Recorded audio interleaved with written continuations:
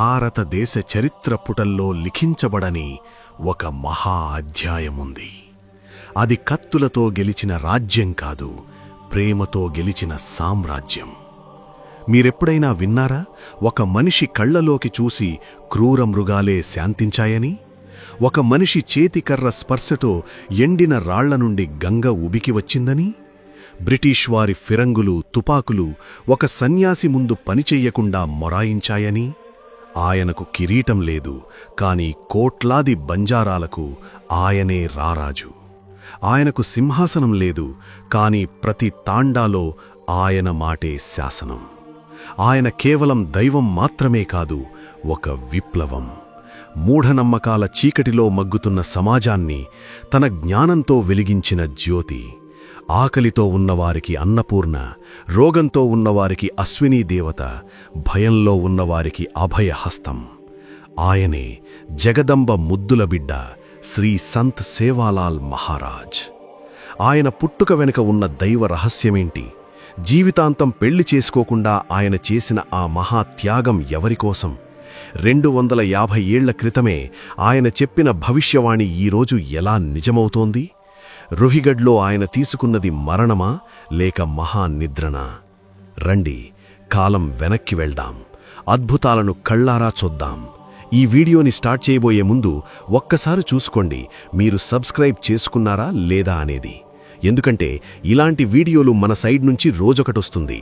నేను video upload చేసిన వెంటనే మీ వరకు రావాలంటే మీరు సబ్స్క్రైబ్ చేసుకుని ఆల్ నోటిఫికేషన్ని ఎనేబుల్ చేసుకోవాలి. ఆల్రెడీ సబ్స్క్రైబ్ చేసుకున్న వాళ్ళు లైక్ చేసి కామెంట్ చెయ్యండి. అలాగే కొత్తగా చూస్తున్న వాళ్ళు సబ్స్క్రైబ్ చేసుకుని కామెంట్ చేసి లైక్ చెయ్యండి. ఇక లేట్ చెయ్యకుండా స్టార్ట్ చేద్దాం. Let's begin our episode.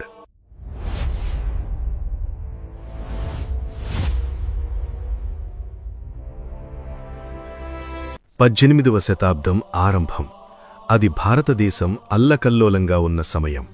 Mughal సామ్రాజ్యం కూలిపోతోంది. బ్రిటిషు వారు మెల్లగా దేశాన్ని ఆక్రమిస్తున్నారు. మరోవైపు మరాఠాలు, నిజాంల మధ్య నిత్యం యుద్ధాలు. ఈ యుద్ధాల మధ్య నలిగిపోతున్నదెవరు?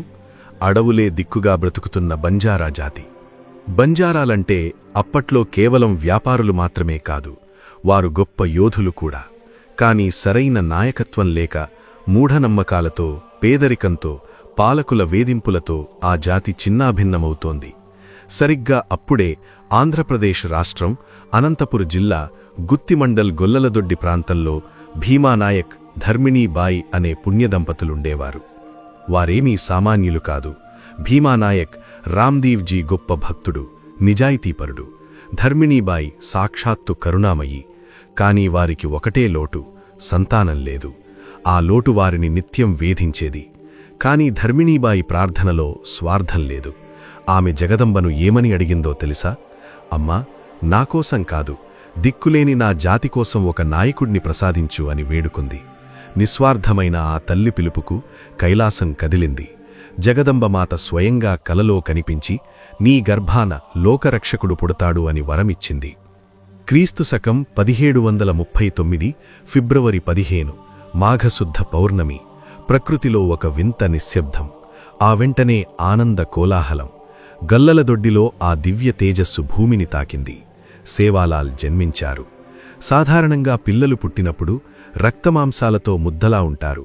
కాని సేవాలాల్ పుట్టినప్పుడు ఆయన శరీరం నుండి ఒక సుగంధం వెలువడిందని, ఆయన ముఖం సూర్యబింబంలా వెలిగిపోయిందని తాండా పెద్దలు చెబుతారు. ఆయన పుట్టిన వెంటనే ఏడవలేదు. చుట్టూ ఉన్నవారిని చూసి చిరునవ్వు చిందించారు. ఆ నవ్వులో భయపడకండి, నేను వచ్చాను అనే అభయం కనిపించింది. ఆ బాలుడికి నామకరణం చేసేటప్పుడు పురోహితులు జాతక చక్రం చూసి ఆశ్చర్యపోయారు. ఈ బాలుడు సామాన్యుడు కాదు, గ్రహాలన్నీ ఈయనకు అనుకూలంగా ఉన్నాయి, ఈయన సేవతో లోకాన్ని తరింపచేస్తాడు అని చెప్పారు. అందుకే సేవాలాల్ అంటే సేవ చేసే ముద్దుబిడ్డ అని పేరు పెట్టారు. ఆయన బాల్యం నుండే మట్టితో ఆడేవాడు కాదు, మనస్సులతో ఆడేవాడు. ధ్యానంలో గంటల తరబడి కూర్చునేవాడు. బంజారా పిల్లలు పశువులను మేపడానికి అడవికి వెళ్లడం ఆచారం. సేవాలాల్ కూడా వెళ్లేవారు. కాని ఆయన వెళితే అడవిలో వాతావరణం మారిపోయేది. పక్షులు కిలకిలారావాలు చేసేవి, చెట్లు గాలికి తలలూపేవి. ఒకరోజు ఒక సంఘటన జరిగింది. మధ్యాహ్న సమయం. పిల్లలందరూ ఆడుకుంటున్నారు. హఠాత్తుగా పొదల్లోంచి ఒక భారీ పులి గాండ్రిస్తూ బయటకొచ్చింది. దాని కళ్ళు నిప్పు కణాల్లా ఉన్నాయి. ఆకలితో ఆవులపై దాడి చేయడానికి సిద్ధమైంది. పిల్లలందరూ భయంతో చెట్లెక్కారు. కాని సేవాలాల్? ఆయన నిటారుగా నిలబడ్డారు. ఆ పులి ఆయన వైపు దూకబోయి ఆగిపోయింది. సేవాలాల్ దాని కళ్లల్లోకి చూస్తూ, ఇవి మూగజీవులు, వీటిని చంపడం ధర్మం కాదు, వెనక్కి వెళ్ళు అని మానసిక సందేశం పంపినట్లుగా చూశారు.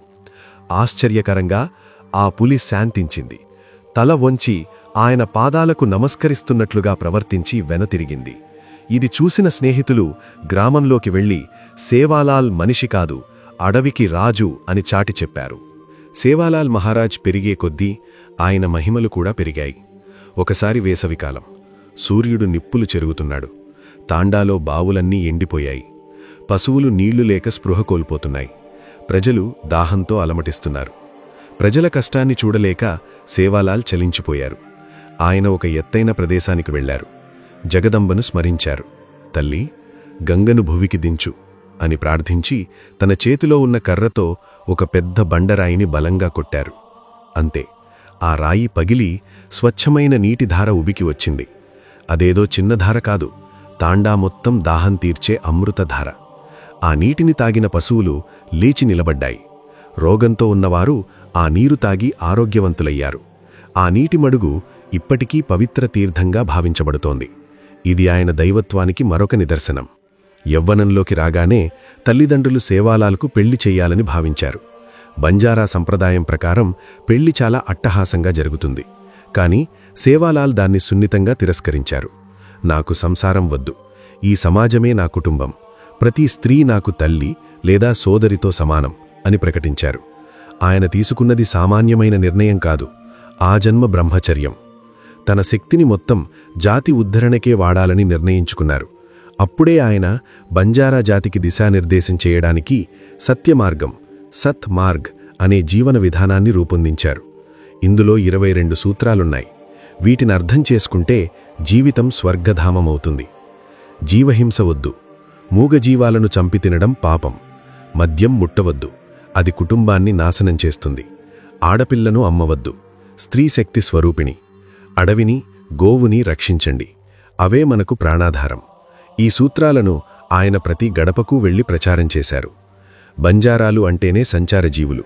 వారు సరుకులను ఎడ్లబండ్లపై వేసుకుని ఒక రాజ్యం నుండి మరో రాజ్యానికి రవాణా చేసేవారు.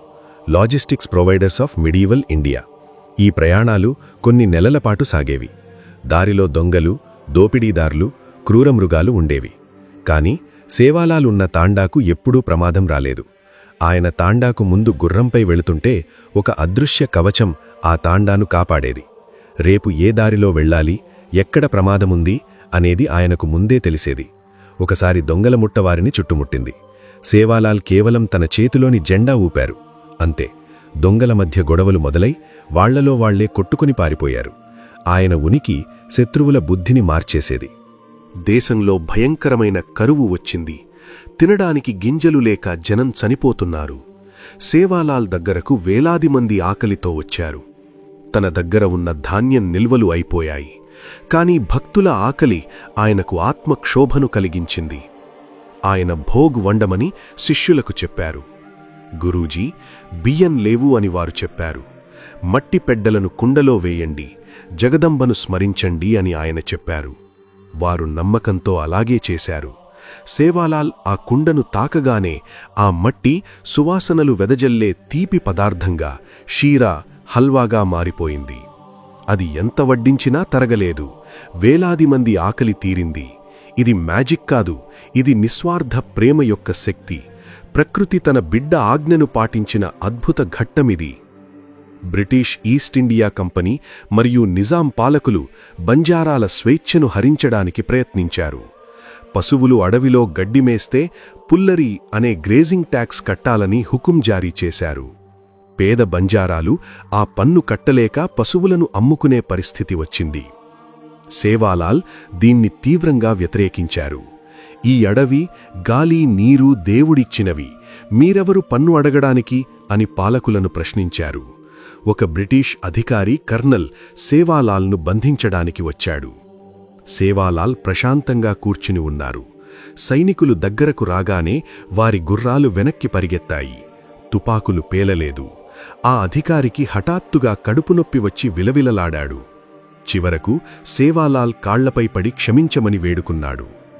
సేవాలాల్ అతన్ని క్షమించి విభూతి ఇచ్చి పంపారు.